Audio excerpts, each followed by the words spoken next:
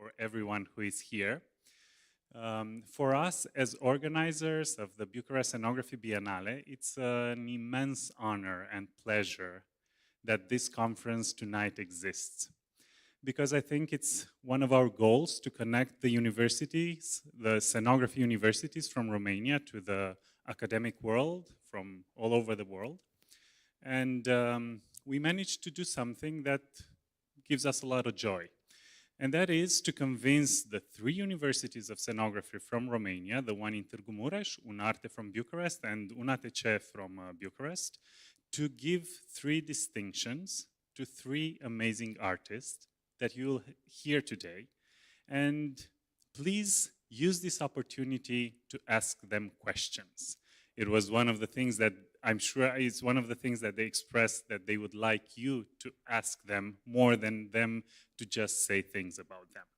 So the university from Târgu Mureș gave the Doctor Honoris Causa award to Nic Ularu, an amazing Romanian scenographer who started his career in Romania but left to Netherlands and then to United States, where he worked in La Mama Theater and in a lot of others, other theaters, receiving also an OBI award for artistic achievement and guiding students as a professor.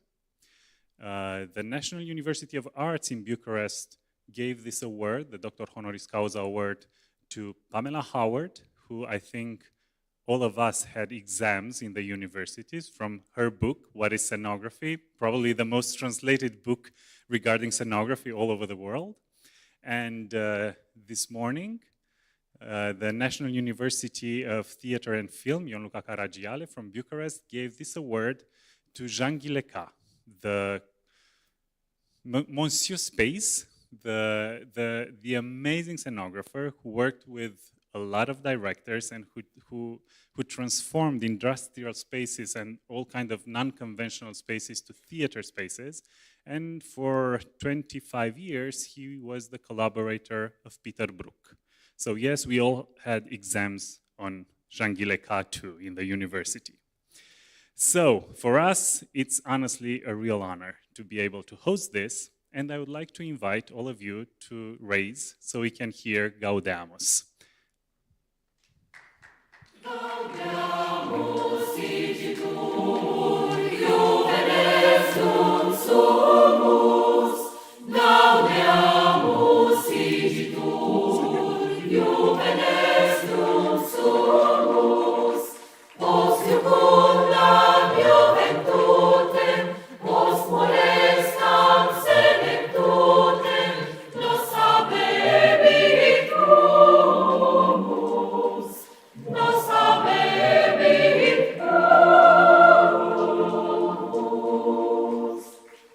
Vita nostra brevis est, brevi finietur. Vita nostra brevis est, brevi finietur. Venit vos velociter, rapid nos atrociter, nemini parcetur, nemini parcetur. Vivat l'Academia, vivat So thank you so much, and thank you for accepting to wear these robes. I'm sure you'll tell us a lot of funny stories, and we thought this is a unique opportunity to have this kind of picture and this image and to hear funny stories from people wearing robes. So thank you so much, and enjoy the night.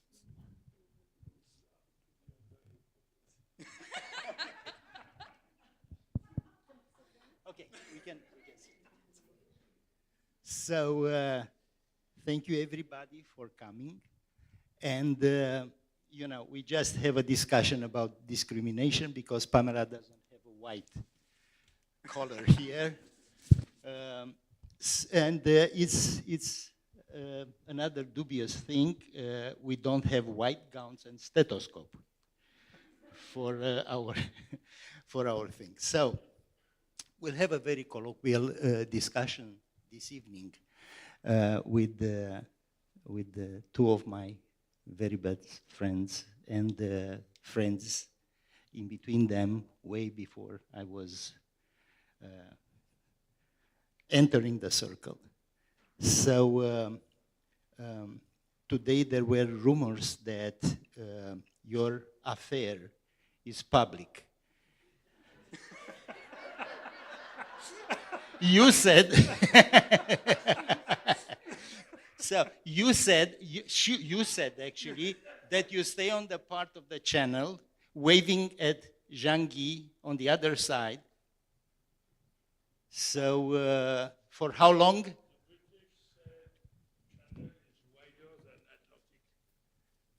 Okay. Okay. Okay. So how did you conceive me? Because I'm your child, actually.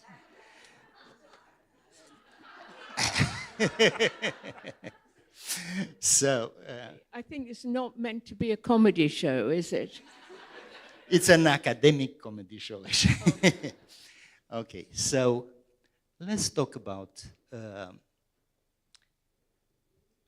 our passion, our professions, and both of you are ubiquitous. You are all over the places. So that I will have a little time at the end. Okay. 2 minutes, and I've done it. Can I just say, read my book and pay for it? Well, good evening, everybody. I'm so happy to be here in Bucharest. So happy to see this beautiful country, Romania, again. And very, very happy to see former students, hi there, and many, many friends. So I just say that by introduction because it has been my privilege in my life to belong to the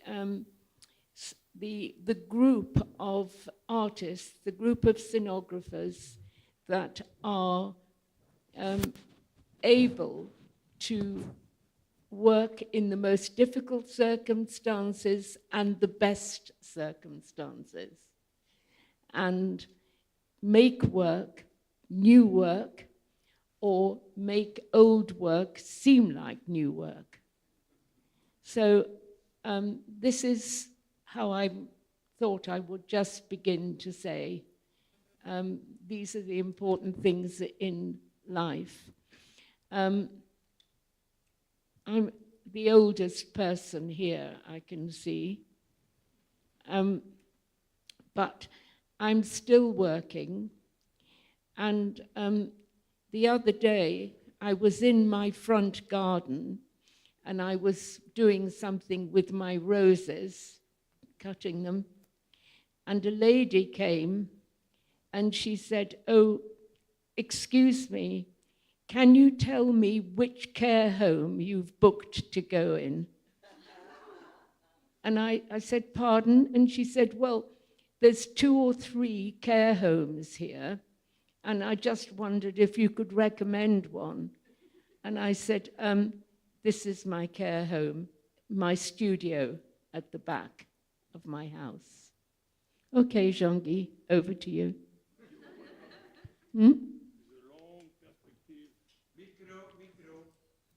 Jean-Guy. I want to be actor. Can you hear me? No, So you see, no, Jean-Guy. I need a microphone because they want to record to put all of this in Facebook. Well, for me, the theater, it's the word will resume the best. What theater is for me, it's meeting. Because when I lost my father, very young, I was 22 years, I was really lost. And I tell that this morning, I think, somebody. And by moving from the factory where I was working to a big festival, I met extraordinary people. We call them artists. And when you are 20 years old, they are very sweet with you. You can ask any question, they answer. I lost one father, and the rest of my life I meet extraordinary people who replace. My father was very important for me. And in a theater, the first thing you have to do is not to learn something, it's to discover your passion. Now we are doing a job, too much. For me, it's a passion. I hope I will work in the theater to the rest of my life. I just come back from Mexico where I direct a play with 7 beautiful actresses and 2 nice boys. Theater is every day more and more life. So somebody asked me today what was my last souvenir of a space or some kind of question like this. I don't have. I really love today and tomorrow. I have a terrible dream when I came back to my hotel. I have a little siesta, and my dream was I have to go from my hotel to here with this costume. And then there is 20 kids behind me who say, Halloween, Halloween. And then the police stopped the car because Didn't they you want think me they to was- walk in the middle. Jean-Guy, didn't you think they were saying, hello, Ian? So, of course, when we get old, we got middle. So that's, you realize you are old, it's the end of something. But at the same time, to be recognized today, all of us three, I think it's important because we really have to share to the young generation, to the new people, what we know, what we have discovered, and what we will discover with them in the future. And then with this costume, give a certain authority. So even if what you say is not true, they can believe what you say. I discovered that with Peter Brook. Because the first time I met Peter Brook, and then I was supposed to organize a tour, a long tour, because for the bicentennial, France offered all the artists of France to make a tour in America. So I have to organize a tour of Peter Brook. And we finished the tour in Rome. It was the Conference of the Bird, beautiful show, from Yutin Had, a poet from Persia. And for me, Peter Brook was a god. You go there, okay, Peter Brook, yes. You do this, yes, Peter Brook, yes, because I heard the word of Peter Brook in Paris for 6-7 years. He was working with a group of actors, most of them from the Royal Shakespeare Company. And one day, they came in a theater, the Vieux-Colombier, where I was a stage manager, and the actors said, clean the theater, the Peter Brook with the company is coming. And the play that day was so awful because they were so impressed by Peter Brook. So when I worked with him, I was impressed by him, I should be.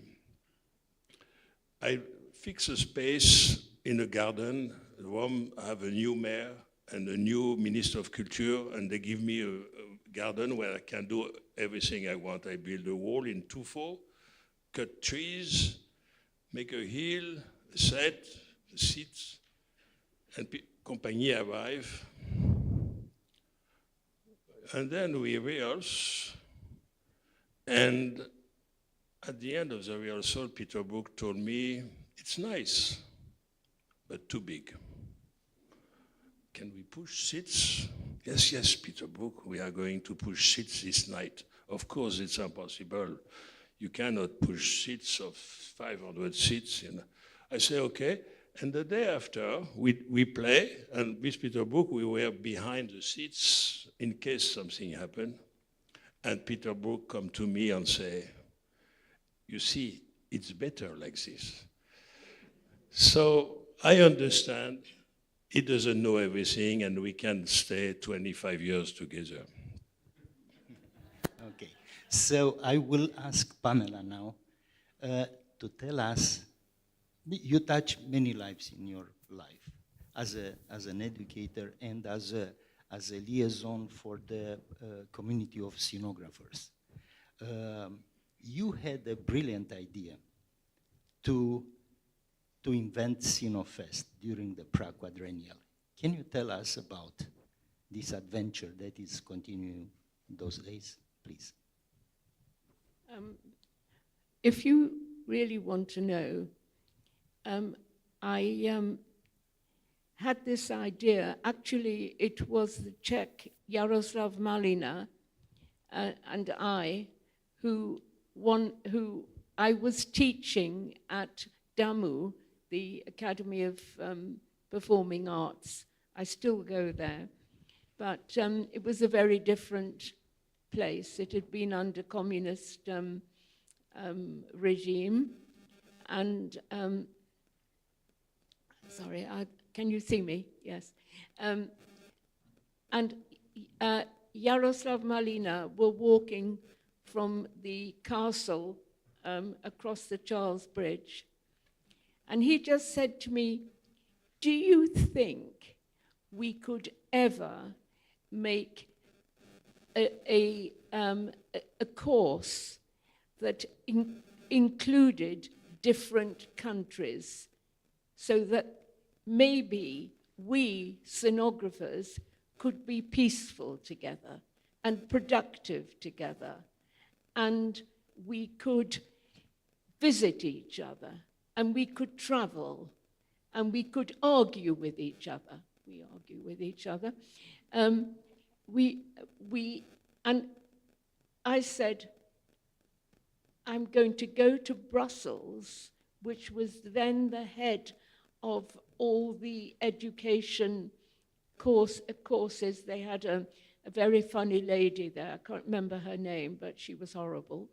And but I thought the first thing would be to have an agreement between countries that if you got a master's degree, it would be equally valid in, as it happened, Barcelona, in I can't remember all the other countries, Utrecht, and Prague.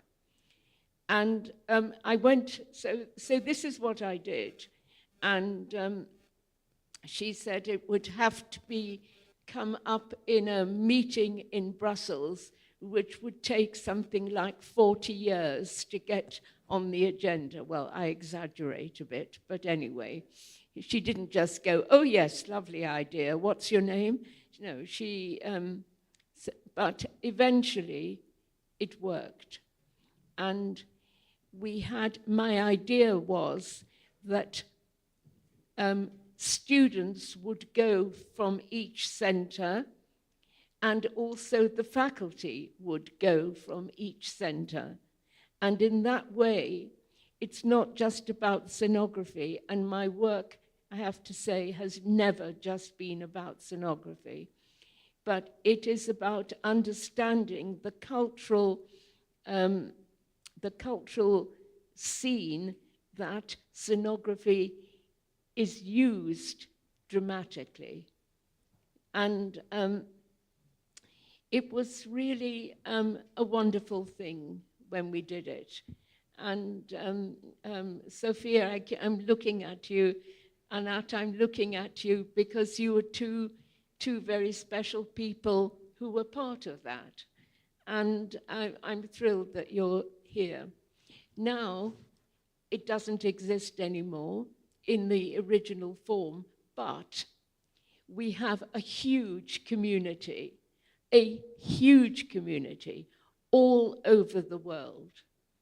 And if I ever achieved anything, this, not just the making of it, but the result of it, is enough for anybody. I asked as well about the Sinofest at the PQ, because Oh, yes. you invented it. Okay, so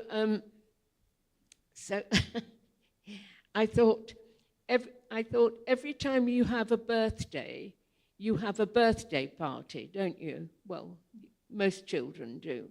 So I thought every year we ought to have a festival, a Seno Fest, a festival of scenography. And we could have it in different countries. And we could bring people who were part of their country, but not part of these scenography centers.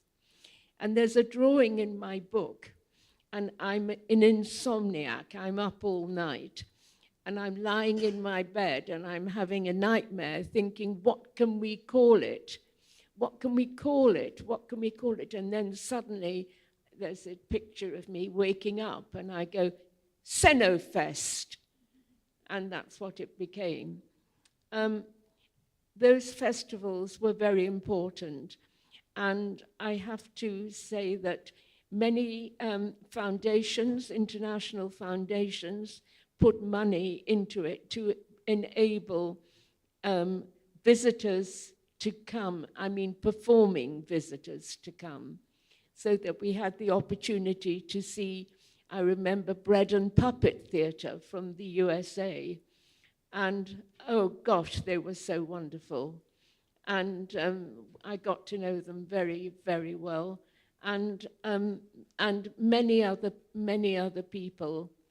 And we've always kept in touch.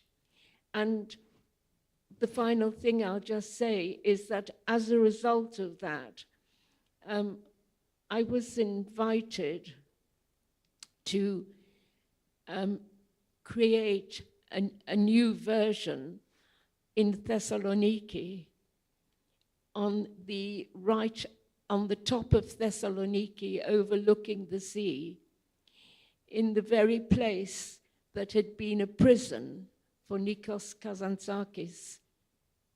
And we opened it, and we created this opera, and actually the orchestra came from Romania. Okay, so... No.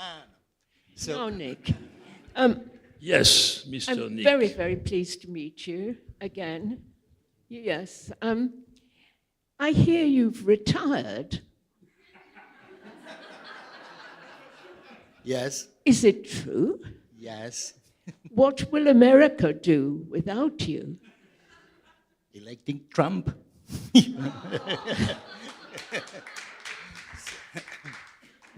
So, So please tell us your story in America. So my story in America was totally unexpected. I traveled to the United States to a festival, theater festival, with a Romanian group of very young people. It was a Romanian play by a very known Romanian author, Matei Vișniac.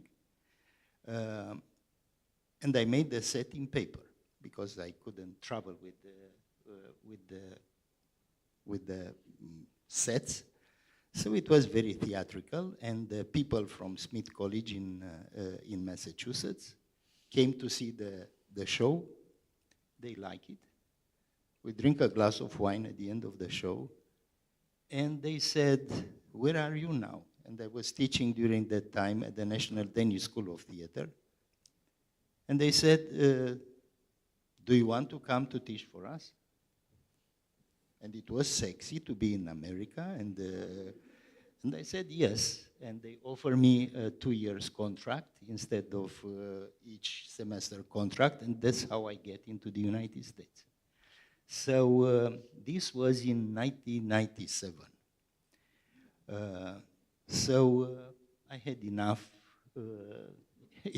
teaching there and everything. And I was, lucky enough to get an Obie Award in New York and to be selected by the USITT to design the American National Exhibit in 2007 at the Prague Quadrennial. And I did, some work there. But enough about me. I want to open another discussion with Jean-Guy and with you. But Jean-Guy, because he just came back being a director in Mexico. Yeah. So tell us about changing heads from being a designer, being a theater architect, and dealing with the space. How did you step, and are you excited to direct? Because 3 of us here are directing too. Tell us. It's not the first show I direct, but that's, most of the time it was more in the university, where I direct Oedipus in Korea, Midsummer Night Dream with students in architecture. They were so bad, it was so good, how bad they are to play the workers. I direct Yama. Yama, it's about a woman who, like Antigone, they are very similar to Antigone, upset by a question and go to the end of the question. For her, it's to exist as a woman, she needs to have a baby, because in society in Spain at that time of Garcia Lorca, women have to stay home. And to stay home to do what if you have no baby? So it's a very important question. I want that play, which is, it tell women who want to have a baby, it's a complete construction. There is no genetic something here to have a baby. It's a complete social construction in the brain. So it's talk about freedom, about education. They don't understand each other, the husband and her. About all the question of the possibility of the woman. There is so, Yama, it's always on stage, in the middle of the stage, some kind of prison. The stage is prison of obsession. And there is a woman coming, an old lady who have a lot of babies, a young woman who say, I don't have a baby, I'm free, do like me. Another one who have a baby, a young girl. It's all the aspect of the woman. It's like Hamlet. Old people come, ask wrong question, and give the wrong answer. So it's about solitude also. How we have to solve our problem by ourselves, or we die. And it's a tragedy. It's a tragedy for her. It's a tragedy for the husband also, because he loved her, but he loved her because he is prisoner of a society. When a woman is married, she has to be at home, take care about the husband. And he is free to go to work, to walk at any time of the day on the street. And a woman cannot be in the middle of the night in the street. or she is prostitute. Okay, So- but did you like directing? Did you like directing? Yeah. And the beauty of that text is the Spanish language. So the image Garcia Lorca create. So when you are a director, you will not be on stage. So you have to, I learned that from Peter Brook. The actor have to be completely built as a character and as a human being actor controlling the character, but to understand completely the whole aspect of who they are and why they are there. And at that moment, they don't need anymore the director. At that moment, they need to be concentrated, to be completely on stage, the presence.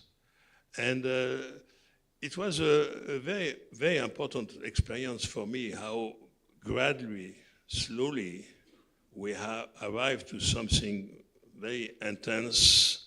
I learned from Peter Brook to eliminate everything who is not necessary, and the set was just beautiful curtain paint.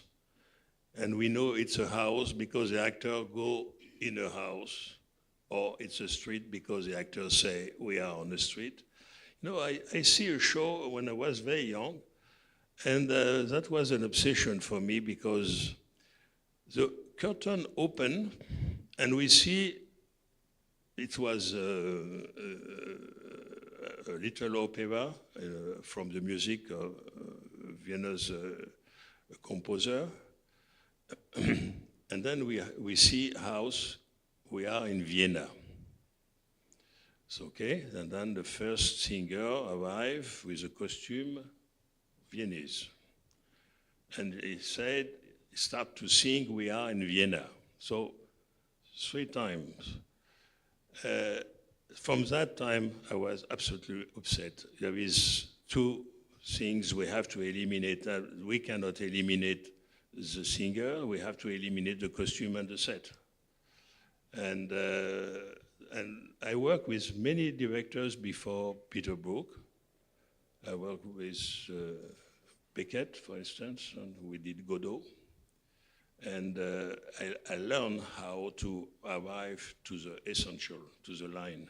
And when you arrive to this, you don't need anything. And it's extraordinary when you have a good actor who catch your attention from the beautiful text of Garcia Lorca and the Spanish sound, the music of that beautiful language. You don't see where we are. We don't see side. We don't see behind.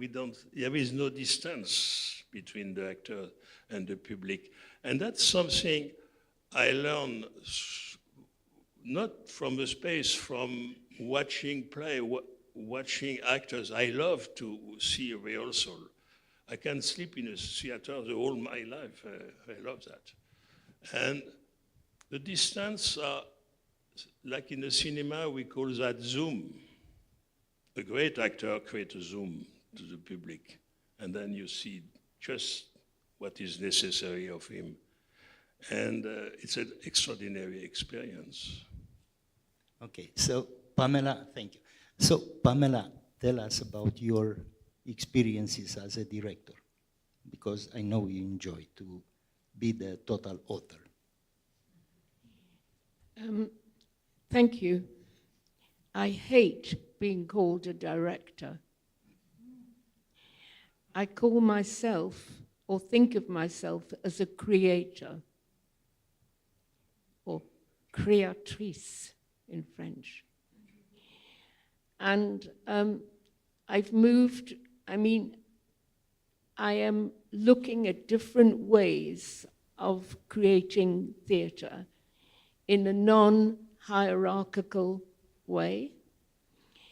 And I'm loving now making theatre in unexpected places. Now, you may wonder what that is. So I'm realized that I've done many, many, many plays, operas, some dance. I've done a lot, and there's more I could do, but I don't want to repeat myself because I haven't got the copyright.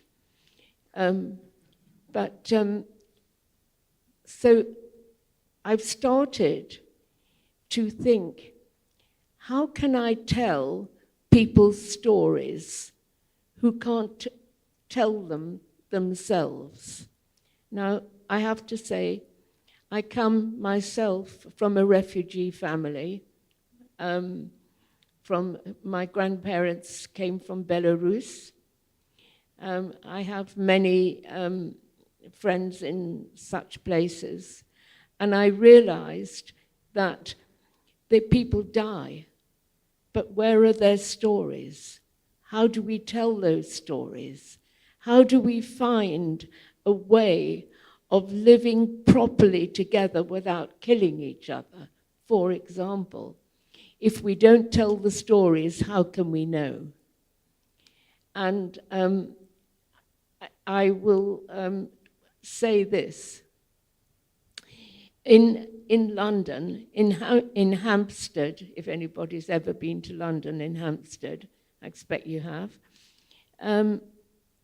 there was a great number of psychiatrists who fled from Germany in the war and came to rest, or came to live in Hampstead, northwest London. And I met one of these women, and she was elderly, and she had a big basket that she carried with her, and she was falling over in the street all the time. So that's how I met her. I helped her to pick up her papers. And she said to me, you know, she said, these are all the records of my clients. I'm a psychiatrist, and I'm expecting them all to come very shortly. And I thought, are you joking? You haven't got any clients. And where do you think they're coming from? And I said to her, can we sit and have a cup of coffee? And she said, well, I don't know. But we did. And she started to tell me her stories. And then she said one thing. She said, you know, when I came to London, she said, I had one bedroom. I had to put a shilling in the meter to get hot water. And she said, I couldn't cook, but there was a cafe on the other side of the road.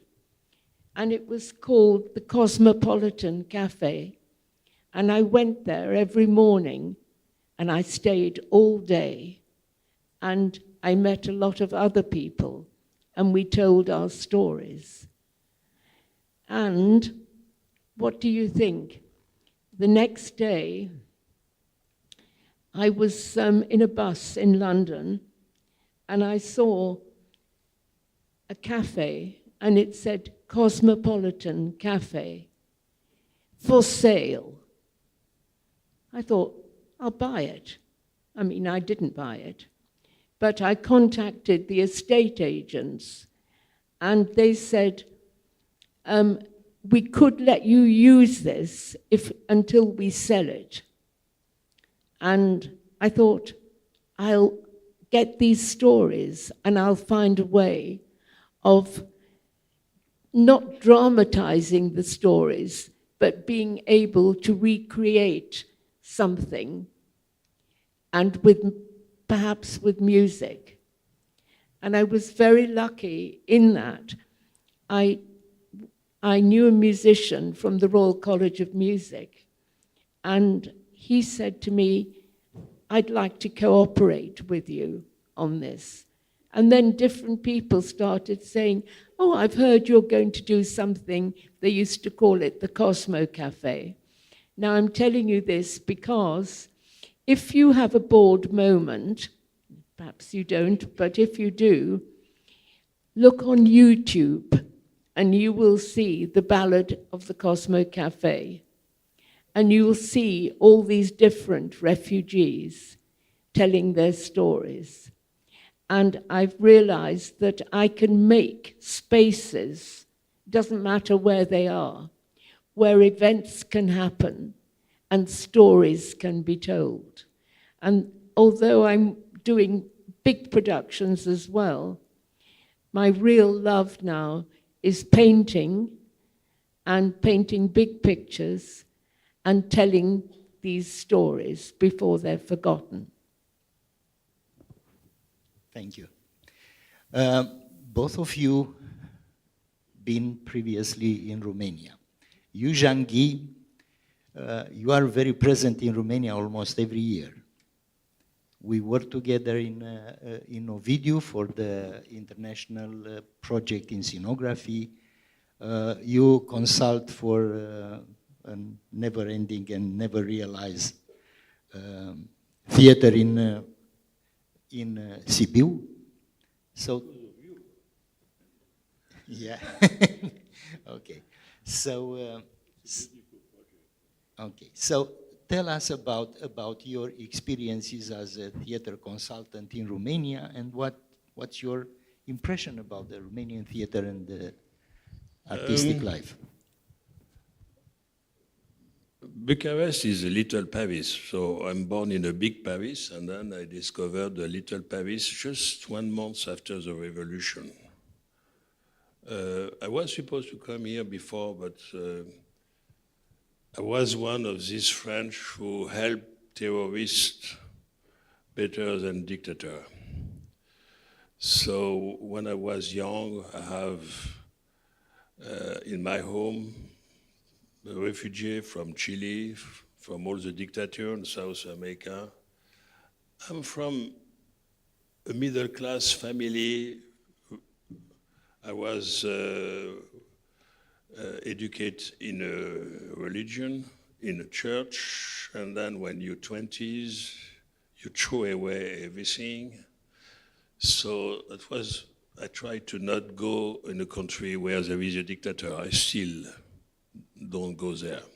We cannot help dictature. And so I came immediately after the revolution with spot for the Théâtre Boulandra. I tell that story this morning. Petersburg were invited, like many French companies, many European companies, to come here immediately after the revolution and ask all the company to come with some material because most of the theater have a spot who doesn't work and things like that. So I came with a spot. I see all these candles on the street, people who die.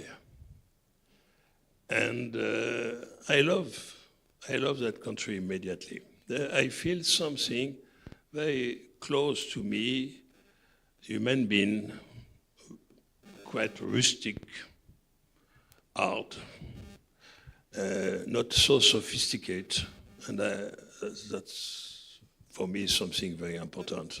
You know, the hypocrisy of sophistication. I like human beings as they are, not as they want to be in so many societies. That's why I don't go to England so much, because they are.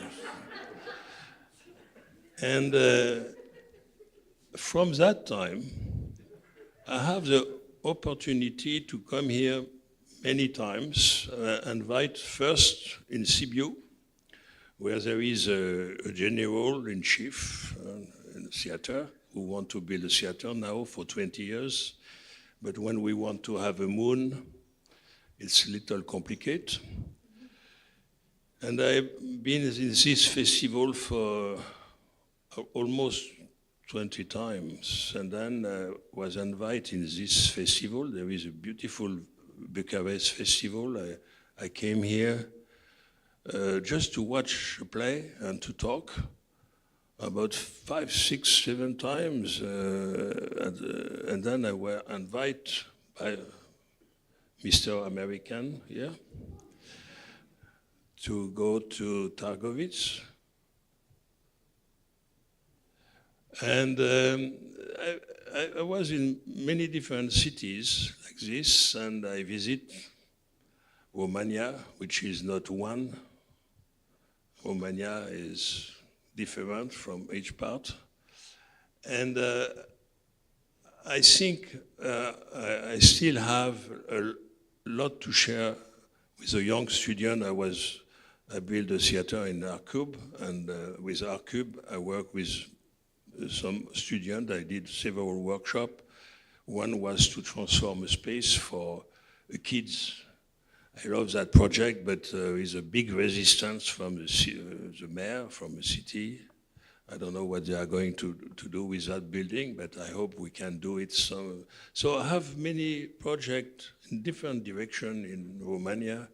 And life is strange, because all my life, I have some project in the country. One time it was in Norway, another time it was in America, in New York, a lot of time in New York, and Brazil and South America, in Argentina, and now it's Romania, and I go so often here, and I was in Constanta 3 years ago and 2 years ago. I cannot come here in Constanta this year because I was in Mexico, but I'm here. You are welcome always. Pamela, tell us about your experiences in Romania. So in Romania, you just told me those days that you found Bucharest as a little Paris and very much changed since your previous visits. So the last time I was here, I think it was 1989, was it? 6? It was 1991. Oh, 1991, thank you. I can't remember dates. And this was before there was Oystat, or in the very early days. And we were having a meeting, if you can call it a meeting. It was really just sitting round a table, trying to know each other. And we were right up on the 3rd floor of a house. And we heard suddenly a tremendous noise in the street down below. And we looked at it and through the windows, and we saw people running down the street, many people. And we all looked at each other and said, what the hell are we doing sitting round a table here? There's something happening. Let's go. Let's see what it is. And we did. And we followed people in the street, and they turned a corner, and at the end of this very small street, there was a big concrete wall. And I thought, I just thought, what are we doing here? I didn't know. And then some men came with big pickaxes. You know what a pickaxe is? Yeah. And they started to break the wall down. And somebody, and it wasn't Nick, but somebody who spoke English said to me, you know, there is a lake here, and airlines are not allowed to fly over it. I thought it was something to do with they would fall in the water. I didn't know. Eventually, the wall came down, and we saw the lake, but there was nobody there. And there were some houses on the edge of the lake, but all their doors and windows were open, and there was nobody there. And then somebody said to me, look over there to the right, and there is the royal palace, but you have to have a special key to go there. And I was speechless. I mean, I really didn't know exactly what it was. And then we went into the main street, and there on the balcony was the Ceausescu family. And I learned something about it. And I learned, and this is the curious thing, that Madame Ceausescu, you may know this, loved pink. She loved the color pink. So everything had to be pink. And they had pink fountains and pink curtains and pink everything. Do you remember that? No. Vaguely. Oh, well, I'm telling you your history. Anyway, and then we went into the main street, and you know, I can't remember which street it was. And it's not there now, but there was some beautiful apartment buildings, and I saw chandeliers and lights and curtains. But as we walked down the street, I saw that they were actually theatre flats, and there was nothing behind them. They were just the front painted flats. And I never forgot it. And I thought, this is an experience that will be with me all my life. It sounds like a dream. Yeah. Well, So- it was a reality. Okay. I think you know it was So, a yeah. reality. What about the nowadays? What you are, how you are feeling the Bucharest and the places nowadays and the people? Well, I've had a very warm welcome here. Thank you. And I love it. I just feel I love it. And one of the reasons well, it's difficult to be logical about it, but there was a playwright, or there is a playwright, I should say, in England. He's dead now, and his name was Arnold Wesker. I don't know if anybody heard of that name, Arnold Wesker.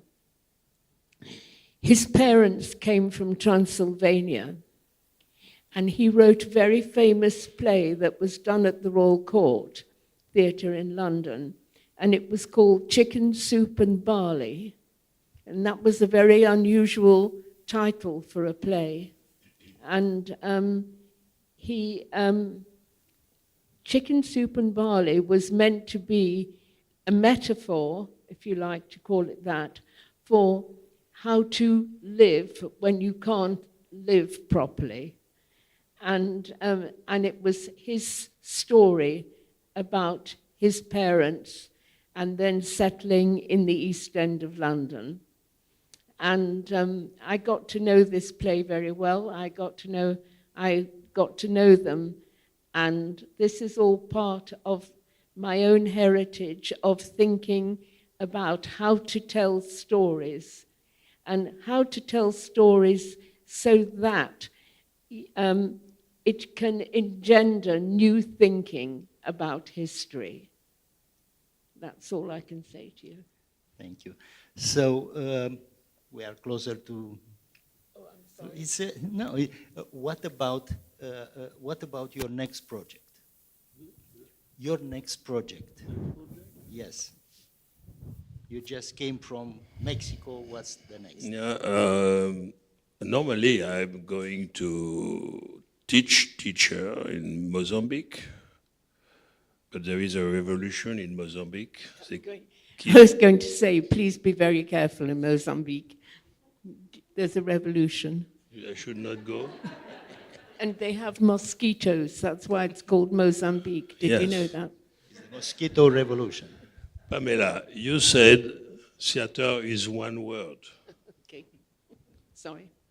So And it's true. I tell that story that morning. I love that story when I was in New York. There is extraordinary production from America coming to American Cultural Center in Paris. The Mabou Mime, the Wooster Group, all these people came with a work completely different from what we was doing in France at that moment, where was more exclamation, actor coming in front of the stage, telling the text, arrogant on stage. And all of that changed with an extraordinary actress who played Yerma in Madrid, Nuria Espert. That was the first time an actress was completely alive with the character she plays. And the American production, I was stage manager with the Living Theater. So I want to see what's happened in New York. I go there, I fly, and I get a little job, $20 by week in the Mama Theater and a flat. And I want to visit Broadway Theater. That name, Broadway, was, so with a dime and a bus, I go up, down, and I visit New York like this. You go to Harlem. You're crazy, you cannot go to Harlem. They told me, no, I didn't know. And then I see Broadway theaters. The day after, I stop there, I find the Uri Theater. I think it disappeared, they destroyed it. I stand in front of the stage door, and when the actor came back from the lunch, I go with them, hello, and then I arrive on a stage where the technician tells the stage manager, there is a man here. So who are you? I'm from France. From France. Oh, extraordinary. And then I visit the theater. I see the show from the cabin. And I tell him, I'm very glad to have visited your American theater. He said, no, it's not an American theater. It's a theater. That's what you say. Yeah, and this is absolutely true. So my life is in a theater most of the time. I work with Peter Brook from 8 o'clock to midnight every day. Before I was working with an architect for 10 years and at night in the theater. So I sleep when we are young people here, they know that we don't need to sleep. I hope so. And so the project came after each other because I never say no. And that's why I go in many different directions, and I start teaching and also doing a workshop. I did a workshop in Brazil with extraordinary student who transform a space with paper. I have extraordinary pleasure to work with the young people. So if in my future I can have more and more workshop in many different universities, I will be very, very, very pleased. So now I'm going to Mozambique if they stop the revolution,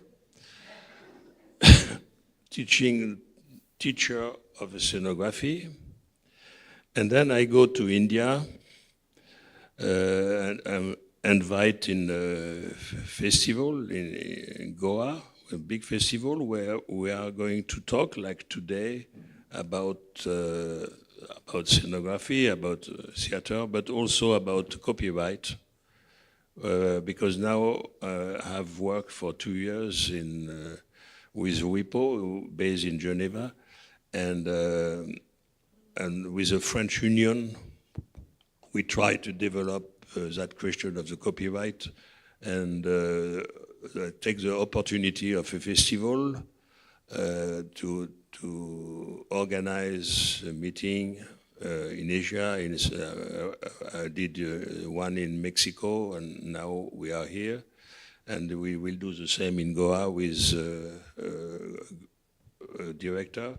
And I met a director one day. I was doing a conference in India, and that director said, we have to do something together. 5, 6 years later, I received a message. Could you come to my theater? I built a theater in the middle of the jungle, and I want to work with you to do a new production. So I fly in the middle of the jungle with, inside of this extraordinary, beautiful theater, small theater, nothing around. So we work the whole day. There is nothing to do. There is a dog who takes care about the snake, about the elephant. We are in a national park. And I did 3 shows with him, and he just called me today to do another one. So we will be together in Goa talking about copyright. And in January, I will be in Madrid teaching a student. I go every 2 years in a school of acting, and I work with them about several things, but especially about the space. Because when I ask a student, can you say something on stage? Yes, and then they go in the middle. Second, in the middle. So we stop with the middle, and then this week we are going to explore stage. The stage is vast, and the middle is the wrong place. So we stop with the middle. So I will work with this student 1 week from one theater to another one, exploring the stage, close the eyes, and do exercise with the student. Ask them to go on the back of the stage, walking to the front of the stage, closing the eyes. So they've closed the eyes like this. So I tell them, if you don't close your eyes, I put a piece of fabric with the sand, then you cannot open your eyes.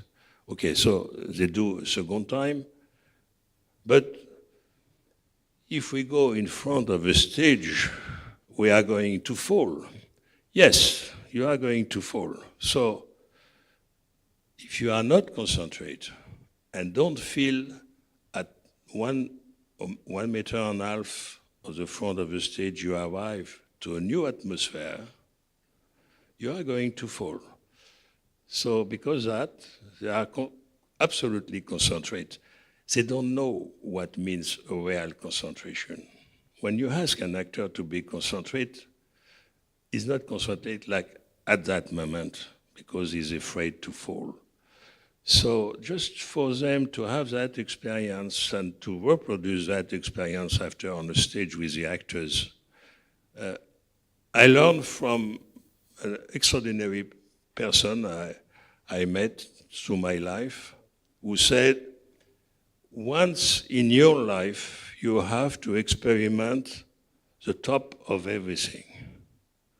The best champagne, and the concentration is also something we have to experiment. Thank you. Well, there's so much to talk about, but I'll just try and be very brief. There used to be a man in London called Sir Peter Daubeny, and he every year invited theatre productions from different countries to come to London. And I was an art student. I didn't really know very much about what I was going to do. But this French theatre company came, and it was called le Théâtre National Populaire. And they did a Molière play. It was Georges Dandin. And I'd never seen anything like it in my life. And I went away and I thought, is this theatre? I mean, is it? And I couldn't stop thinking about it. I was married at the time, but not with children.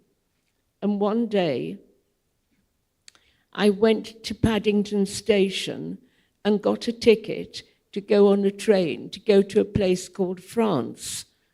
I'd never really heard of France. And lo and behold, they spoke French there. I didn't know that. I was very frightened, and I went to a place called Lyon, which I thought had lions in it, but it didn't. And it said there was, I went in a bus or something, and it said the first thing I saw was, on mange bien à Lyon. And I thought, they're going to eat me. That's what it is. Anyway, I didn't know at the time that you have to have an invitation, you have to tell somebody, may I come to your theatre? I had absolutely no idea. But, but I did know that the director of this play was a man called Roger Planchon. And in my book, I have the first book of What is Scenography is dedicated to Roger Planchon, because I say he taught me all I know, and I still say that. And never mind Peter Brook, I thank him every day. But in the beginning, I did not know very much. I got to this theatre, and in my life, and I want to say this to all my dear friends and former students, nobody ever says yes to me. Everybody always says no to me. And then I have to go, well, I'll do it anyway, whether you say no to me or not. So this is what I learned. So I saw a door, and it said, stage door, entrée des artistes. And I thought, oh, I could go in there. So I pushed the door open, and there was a man behind a very high desk, and he looked at me like sort of that, and I said, je veux voir Monsieur Planchon, s'il vous plaît, because I'd written it out on a bit of paper that he couldn't see. And he said to me, no, you can't see Monsieur Planchon because he's in rehearsal in French.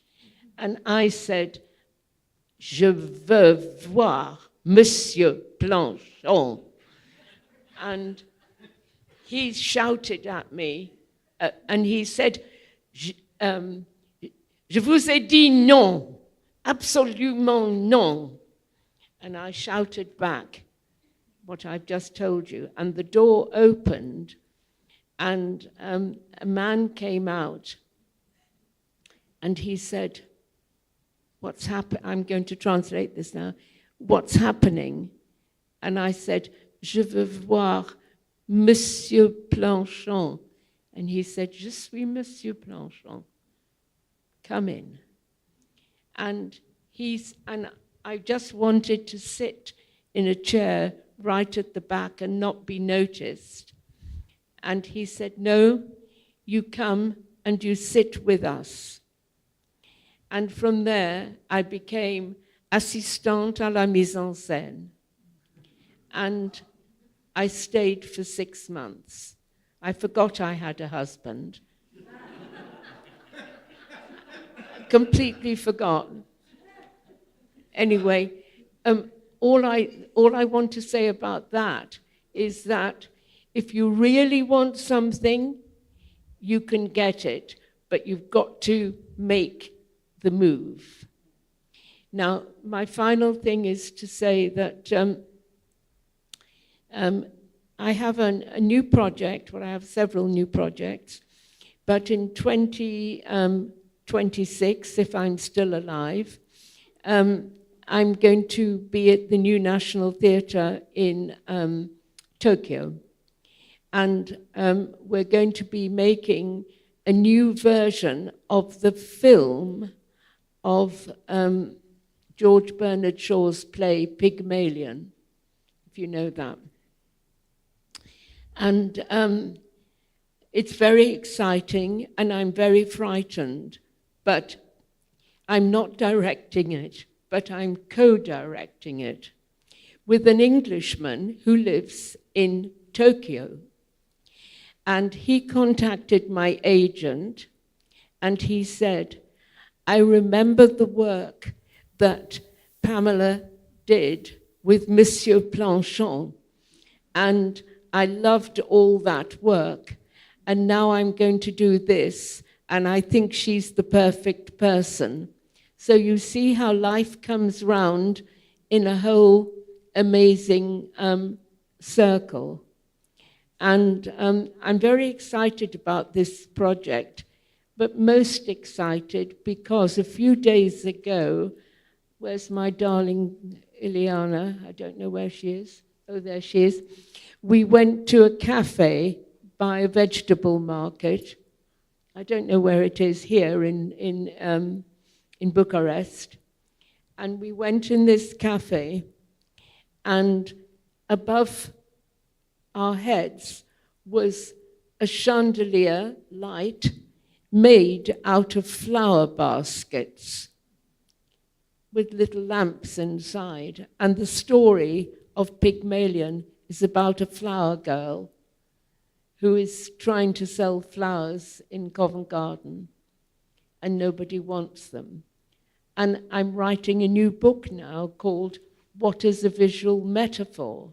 Do we need lots of scenery? And I suddenly thought, flower baskets.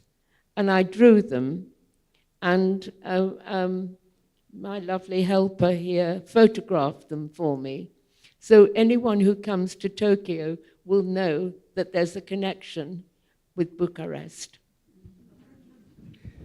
Pamela, I'm very surprised. I'm very surprised because 3 days ago when you meet me, you say, oh, I'm very glad to see you. I'm thinking about you every day. And now I discovered it was Planchon, not me. Okay, so I start this evening with two of you. You know, then. So you think at him at any time? Are you thinking at Jean-Guy at any time? And now you are thinking about flowers and baskets? I'd have to write another book if I had to think about Jean-Guy. Because I have a different version of Peter Brook to him, but tant pis, it doesn't matter. I greatly respect him, and I wish he would come in a boat from France across La Manche or the English Channel and come and visit me more. That's all. Okay, so such a beautiful friendship for years between two amazing artists. So Nic? Before we open up for some questions, I really want to thank you so much for being with us here and to share your experiences. I just want to add something. If you are young, He always says that. if you are a young artist, my eyes, my ear, and my door is always open.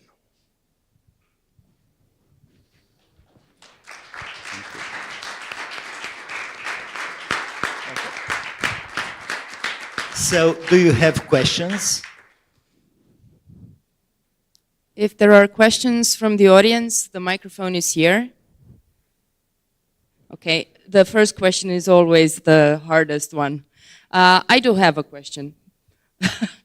Is there anything, it's for all of you, Is there anything that you haven't done yet, or someone you haven't worked with yet, or some obsession that still bothers you somehow? So there is something that you didn't have done yet. You wish to do it, and Something. something that you I have to see some person who use a card to see you, to tell your future, because I need 50 more years. great. And you, Pamela?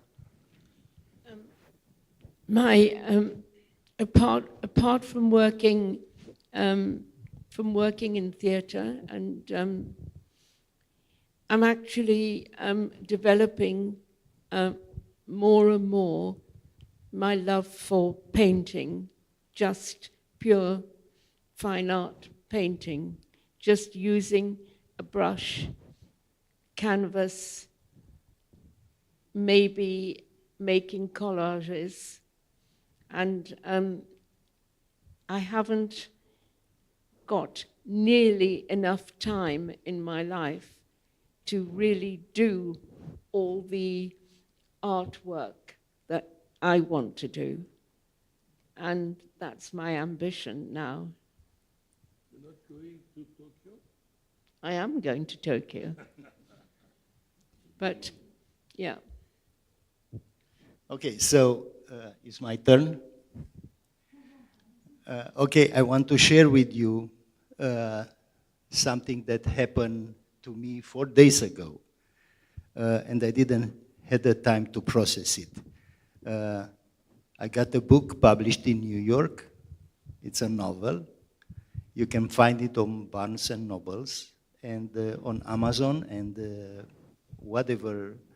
It's called Adoption, and I started to write it during the pandemic as a TV series, and I involve adoptions in Romania, and yeah, I wrote it, and it has been published, but by one of the best publishers in New York that has in Sharjah and in Cambridge and in London. So buy it. This is just to paraphrase Pamela. And thank you, Nic and Damien, and all the people who organize this festival, because in our society today, we really need place to share, to meet, and there is not so many left. So we have this evening here, a hero, and his name is Adrian Damian. He's the one who put together everything, and his energy and his devotion to the community of scenographers in this country is amazing, and together we revived the Oistad Center, and is one of the most alive, I think, centers at this moment, because we had, and you've been twice so can I invite here Adrian Damian?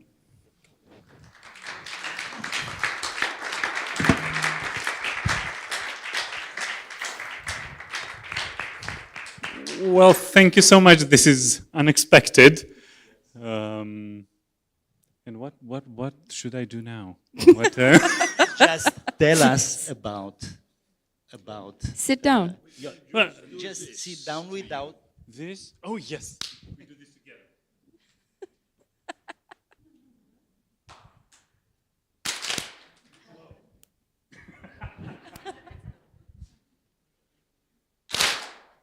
Thank you, Damien.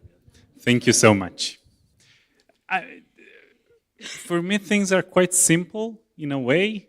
Like, I'm so inspired of you, and I'm so inspired of all of you. So it's just pure pleasure and joy to create context where I can meet you.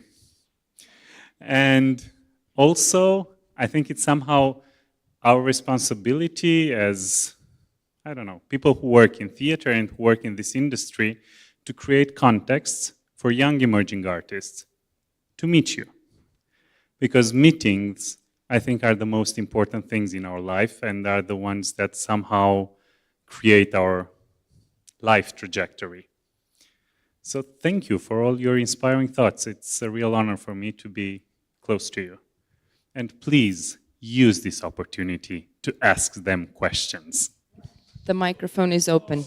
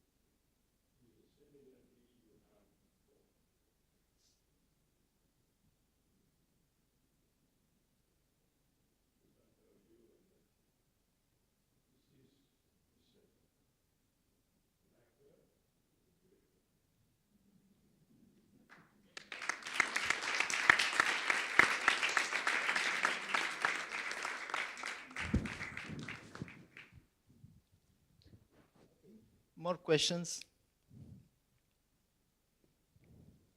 It's not necessarily. So, yeah? Yep. Go ahead.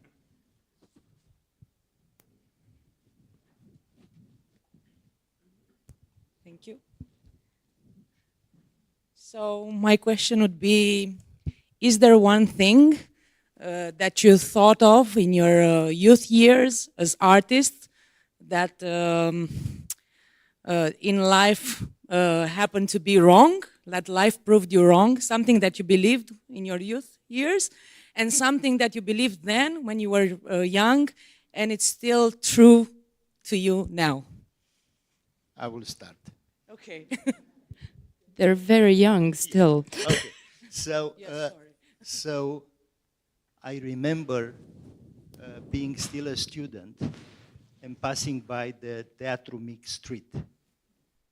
And there were, Teatru Mic during that time, it was the best theater in Romania, I think. So I was looking, Cătălina Buzoianu did Maestru și Margareta and Să îmbrăcăm pe cei goi with my colleagues Andrei Bot and Lia Manțoc. And I was thinking, I will never ever work in this theater. Guess what? 3 years later, I worked with Cătălina Buzoianu in that theater. So from that moment, I realized that I should never say no, or stop my dreaming, or think small. So this is an advice that I'm giving to the young people here as well, that don't say no. And I was wrong there, and I stopped to think negatively about what I can do. Yeah.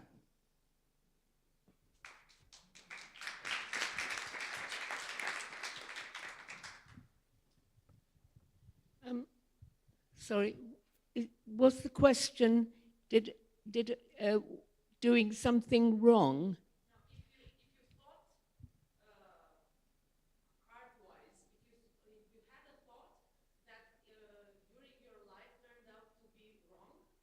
Okay.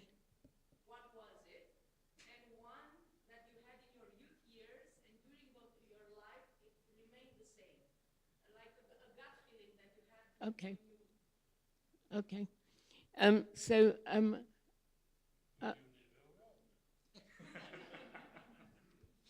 Well, I know that now, but I didn't know it when I was young. So, this is really true. When I was very little, and I was just learning numbers. I used to sing my times table. I don't know if you do that in other countries, like 1 twice 1 is 2, twice 2 are 4, and all of that. But people used to say, she's a genius, she knows numbers, and she's only 4 years old.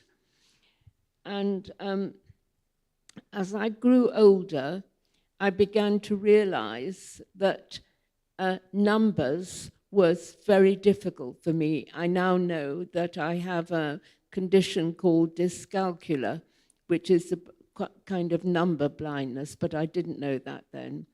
But when I was at school, I never went to a single maths class ever, and I went into the library instead. And so nobody questioned it because I was always in the library reading books and drawing. And it wasn't until one day I was walking up to this is my secondary school, and it said, examinations turn right. And I thought, what is an examination? I have no idea what it is. So I turned left. The lesson I learned from that is if something tells you to turn in one way, look and see what's the other way.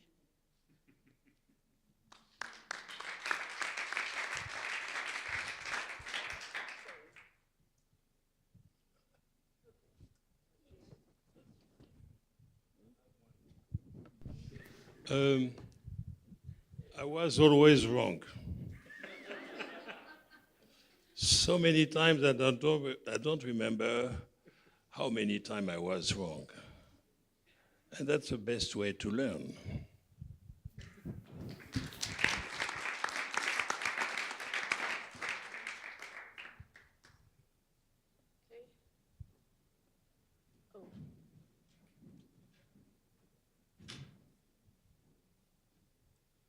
So I've been having this question that's been bugging me for the past days, and that is, what do you wish to see or hope to see in the next generations of students that study sonography?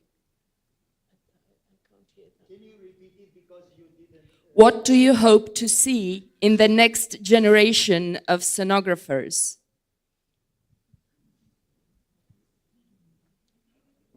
Should I? What is a sonographer? No. What do you see in the next generation of sonographers? How do you? No, first of all, you are not sonographer, you are artist. If you are not artist, you can have a stamp sonographer. So because you are artist, you see the world in different way, different eyes, different ear. And then you work for yourself first, because you have a passion. After, to be recognized, that's another step. It's not absolutely necessary to have that reconnaissance. And what's important is to go where you want to go. When I tell students, stop to copy, stop to be original, be yourself. It's too difficult to be myself. Yes, it is, especially when we are artists. Where are we going? We don't know. It's just a risk in front of us. And that's extraordinary to have nothing in front of us. There is a people who know when they are going to die and how and in which house. To be artists is that freedom, to be impressed by all sensibility we have, to watch the world, life, human being. They're all interesting everywhere. So if we can bring that sensibility in a theater, it's a plus for the people who are going to work with you. But have personal work at the same time to develop your own personality.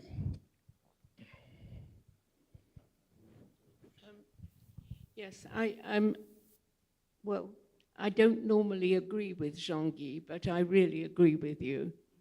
Now she's agreeing with you. I, Normally she's not agreeing. yeah, normally I don't agree with you, Jean-Guy. Do you want to faint? No. But I think he's so right, and I remember my days in China at the Central Academy of Drama, which I love to go there, incidentally, and in China they have the same symbol for crisis as opportunity, and I've got that symbol on my studio door.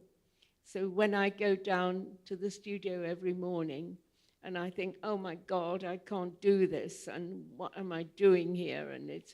And then I have to remember that it's an opportunity. And I want to say one thing more.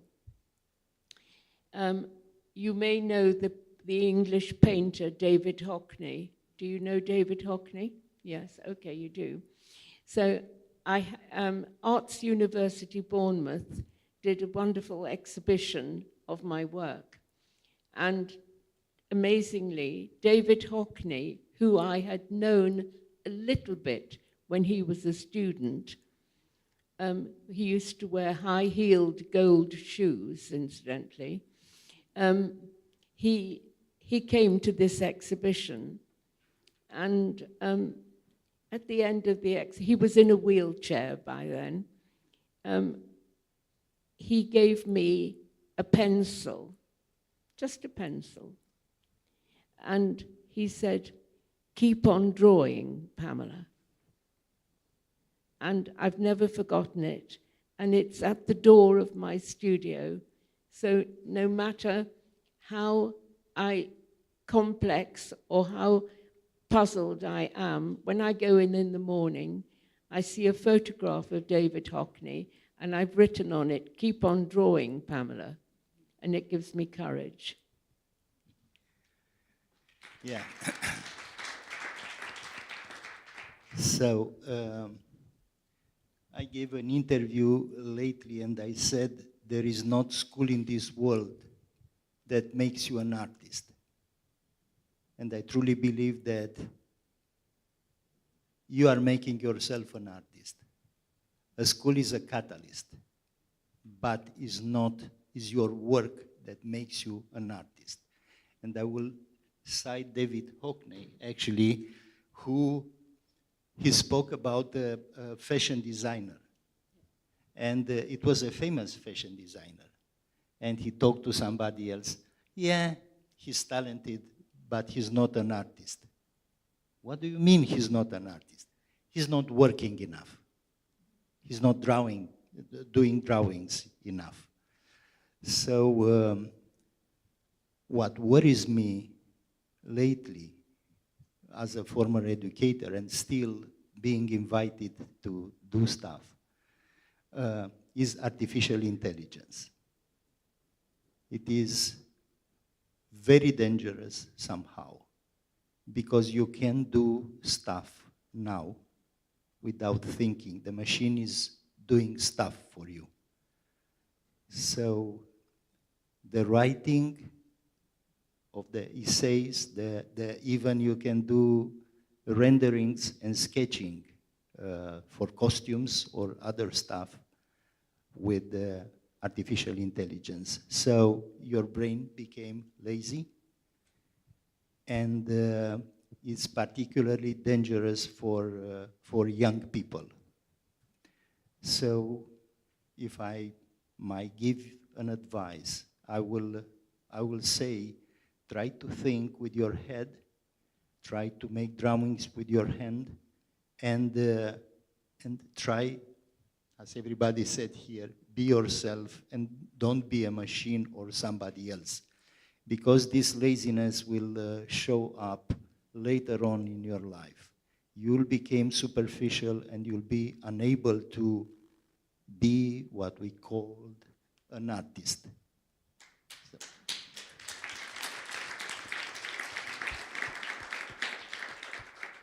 Okay, one question here. Jérôme.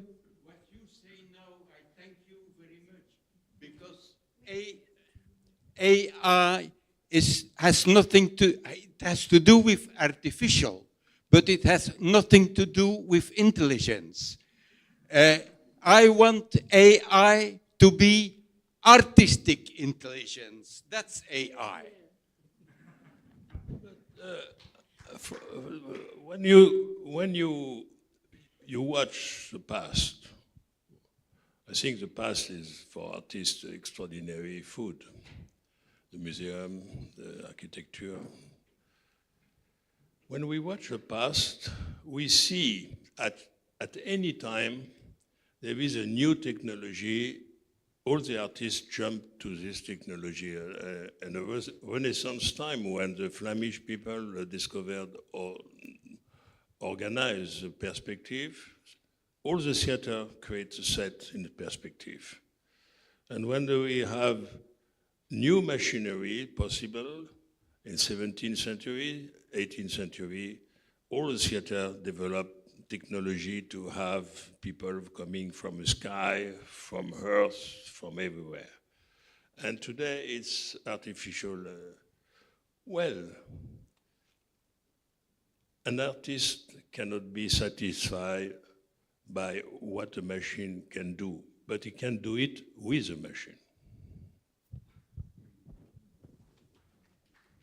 Yes, if you are using it as an intermediary step, the computer can help you for unexpected things. Yeah, and that's because you are an artist, you have this extraordinary critical sense.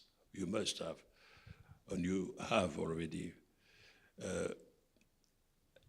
When you are in the nature, when you are in the city, you cannot say everything are beautiful because it's not true. It's true for the people who are not watching. But there is a wrong tree, a wrong flower, a wrong house, a wrong building, a wrong sky. I remember to meet an artist in India, a painter, and then he showed me a truck with many ladies dressed with a sari, many different colors, maybe 25 or 30 women working outside. And he said, please take a photo. So I take a photo. It was near Calcutta a long time ago. And he said, we are going to print this photo and I'm going to show you something.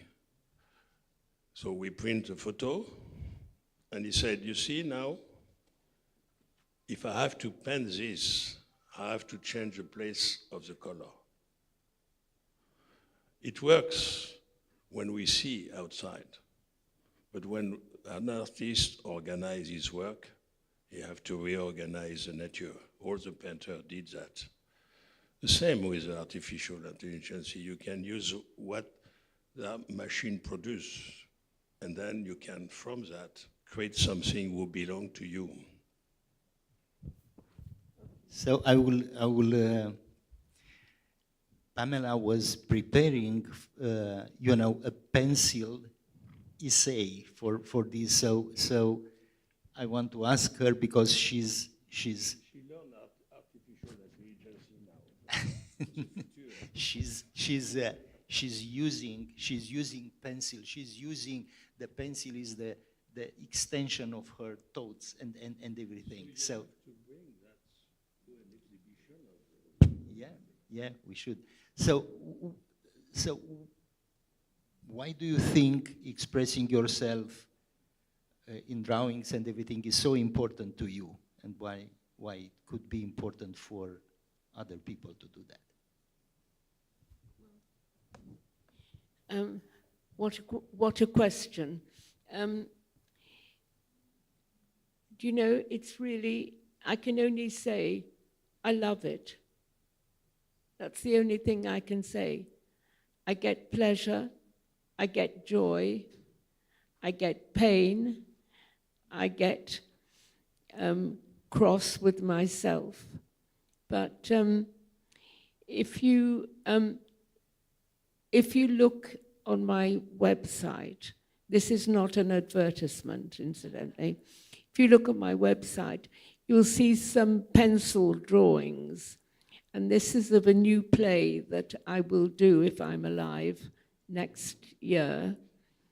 And it's the characters that I call them character drawings. I don't call them costume designs. I call them character drawings. And they're just done with a little sketchbook, which I keep close to me so that people don't see me doing it. And outside my house is a bench that you can sit on and look at the sea. And I sit there with my sketchbook and I watch people coming. In my studio, I've got boxes on shelves and they've got labels on: fat men, thin men, old women, young women. And when I get a production, I know exactly where to look.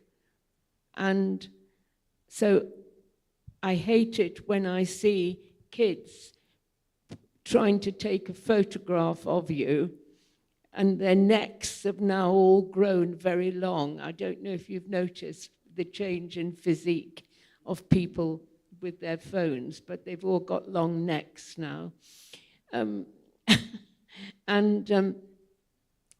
The thing is that people are then very surprised when they see my drawings. And the other day, a very nice lady, elderly lady who lives near me, she looked at some of my drawings and she said, "Well, I think these are wonderful." She said, "But can you tell me, did you do them with your own hands?"